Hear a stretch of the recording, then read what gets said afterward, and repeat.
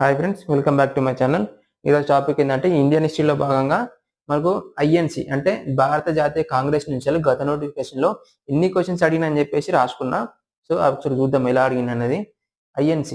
INC ఏర్పాటైన సంవత్సరం ఎప్పుడు అంటే 1885 డిసెంబర్ 28. ఐఎన్సిని ఎక్కడ స్థాపించారు అంటే బొంబాయిలోనే గోకుల్దాస్ తేజ్పాల్ సంస్కృతి పాఠశాల. ఐఎన్సిని మొదట ఎక్కడ ఏర్పాటు చేయాలనుకున్నారంటే పూణేలో. కాకపోతే మరి పూణేలో ఎందుకు ఏర్పాటు చేయాలంటే పూణేలో ప్లేగు వ్యాధి కారణంగా దీనిని బొంబాయికి మార్చారు. అయితే ఇంకోటి ఐఎన్సిని ఏర్పాటు చేసిన వ్యక్తి ఎవరంటే ఏవో హ్యూమ్. అయితే ఈ ఏవో హ్యూమ్ యొక్క బిరుదు ఏంటంటే శీలం ఋషి. అయితే ఏవో హ్యూమ్ ఏ సమాజంలో సభ్యుడు అంటే దివ్యజ్ఞాన సమాజం. ఇది న్యూయార్క్ కేంద్రంగా 1875లో ఏర్పాటైంది.